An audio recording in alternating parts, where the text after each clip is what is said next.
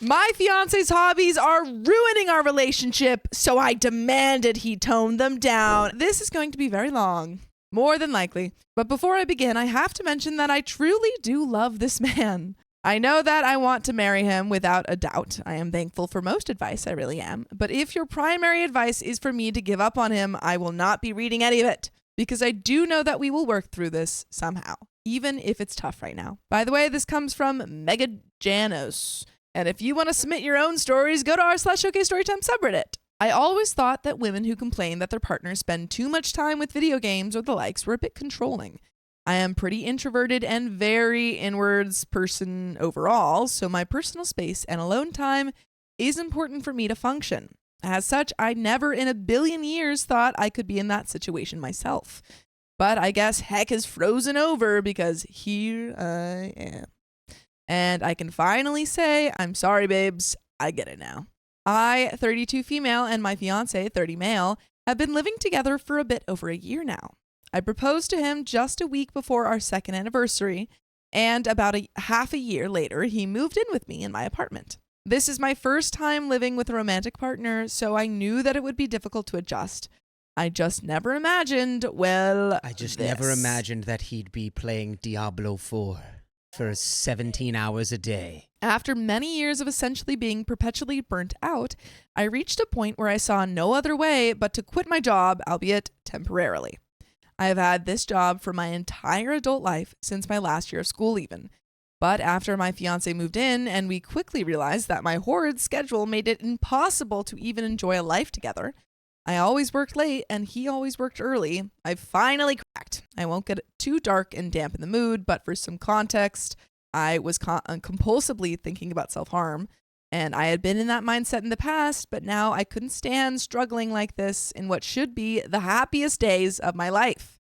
So one night, I signed my letter of resignation before I'd even had the chance to tell him how I felt. Finally, on April 1st, but definitely not a joke. Wow, That's coming up. You resigned without even the conversation first? Yeah. That seems like a little backwards to me. I mean, I would have hoped that you were having those conversations about how you'd been feeling in this job before. It seems like, you'd had some, but yeah. Especially if you're living together, shared finances and stuff. I was always welcome back to work when I had recovered enough, and while I do work a tiny bit there now, it took me 6 months to reach that point where I could handle coming back at all. I really was worse off than I had even realized. Now, I understand that he could have felt upset with me for this, as it seemed a bit sudden from the outside looking in, and we'd been hoping to save to buy a house sometime soon, yet he never said anything bad about it, really. As the summer started, I was now truly unemployed for the first time in my life. At first, things went well at home. Whether I slept all day or actually did some chores, he was always as sweet as ever with me when he got home from work. I personally felt awful as a past workaholic who now couldn't even bring myself to leave bed until 5 p.m. on some days, whilst also bringing no money in. But it was a necessary evil. However, he began to gradually change his demeanor. Now, I blame a lot of this on us simply getting more comfortable with living together. We are both horrible procrastinators who easily fall into absolute apathy about chores. This wasn't news to anyone.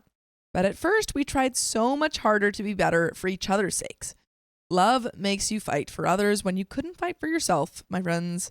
But after a while, it felt like I had to do whatever needed to be done myself, or else no one would. He stopped texting to check if we needed groceries on his way home from work, stopped helping with the dishes or taking the trash out, things he'd been amazing with before, much better than I was. He still cooked most of the time because I tend to feel stressed about cooking for him since he's the pickier eater of the two of us. But most other things I took the biggest load of. And I tried to tell myself that it was only fair given my situation, so I often disregarded my own burnout. We were supposed to go on a trip that summer, my birthday present to him. And all I asked of him to help me with was to give me dates for it so it didn't clash with anything. Summer came and went. He never gave me any reply other than I don't know. But at the same time, he had all the time in the world for other things, like making his home-brewed beer, going fishing, playing on the computer, binge-watching old shows. And the fishing trips were a whole other can of worms, pun intended. It's the worm queen. He would leave as soon as he was out of bed, showered, and dressed, meet up with some coworkers to go fishing, then not be home until around 8 p.m. to 10 p.m. Some days he was literally gone for a full 12 hours. Only once did he bring fish home to cook. The other times he let the other guys take what they caught. He'd also text on his way home to ask what I wanted for dinner, as if I hadn't already sorted my own food out by then. Yeah, I was like, what time does he get him at? 8, like 10 p.m. is 8 to 10. That's a late dinner. This would often be happening multiple days each week during his whole vacation. And even when he got back to work, it didn't ease up. In fact, one week he told me they may go again after work on Friday. He then texted me on Friday to say that he got off early. I thought we'd then have some time together before he left, but no. How foolish of me. He spent that time hurrying home to shower and change so he could quickly leave again. Then on Saturday, he says to me that he was thinking of fishing again and turned it around as, I thought I should give you some alone time, as if I had anything but alone time lately. They had to cancel, so what do? Go fishing Sunday instead. Awesome. When summer ended without our trip booked, without ever being invited to go fishing with them, without even going swimming, I breathed a sigh of relief. At least the fishing was over, but I was sorely mistaken in thinking that our lives could go back to normal. It seems like OP was going through a really hard time, quits job, and then is kind of going through this like depression of not being able to go out, not being able to do things, sleeping a lot longer. And then instead of communicating with OP about this, he just kind of started distancing himself. I don't want to make this just about the job, but I feel like I would be upset if my partner that I was married to just like quit their job without consulting me for 1 second. No, I think that like OP has done a lot of things here that would warrant being upset and being angry over, but I think it's just like neither of them are communicating with each other about it. Because guys, we need to communicate. I think I'm very adamant about you don't want to morph your relationship into one being, one person, one mindset. Like, you need to be your own separate people, but you do need to communicate here. Again, his beer brewing is also a great big priority. Bottles and accessories for it take up our home, and I constantly trip over his boxes of stuff. He sometimes makes something that only I would like, which is sweet, but I never asked him to. Yet he will ask for my help with bottling and such, and often makes it seem like this hobby is for both of us. Then there's the gaming. At the moment, he can spend a whole day off from work at his computer, either gaming and on and off talking to a friend in common or just watching videos on YouTube, often about his other hobbies. He even stays up late at night at any opportunity he gets, even though he knows that he will sleep poorly on Sunday and be cranky about work on Monday, and he always works early. Even when he comes home from work, this is where you'll find him, often not even asking if I have any dinner planned out until it's already about time to get cooking. He spends so much time in that chair now that my pet tortoise, who has her enclosure next to his desk, keeps checking there to see if he's home or not, then proceeds to be upset that he is not in his spot while he works. Now I am starting to work again, slowly, but it stresses me out to imagine working full-time and still trying to keep our household functioning, let alone imagining us with a house of our own or a child. He wants me to work, so it's not like we have an arrangement where I'm meant to handle all of this.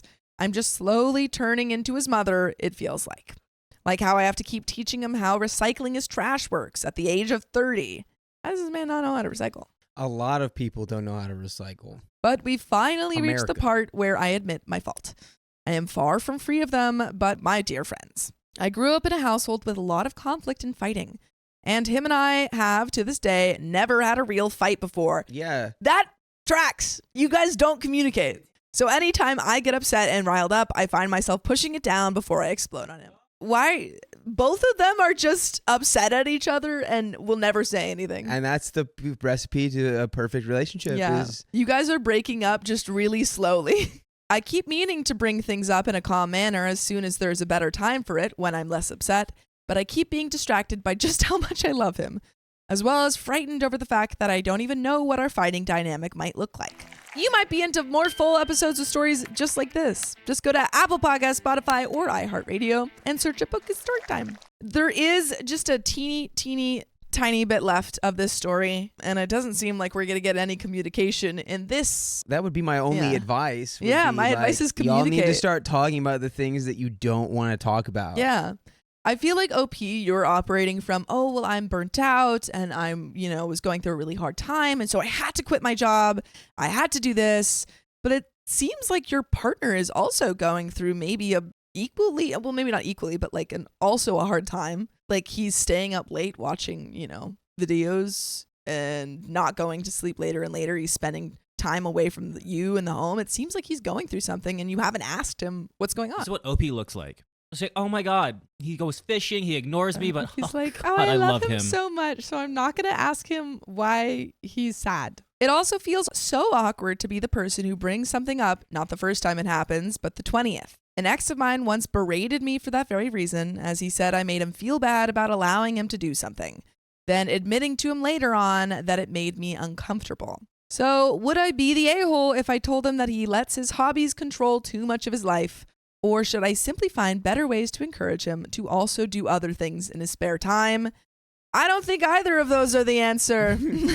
I think both of those are not the roots of this conversation at all. Yeah, the roots of the fruits are communication. Yeah, I think you need to talk about how you guys are going to communicate effectively.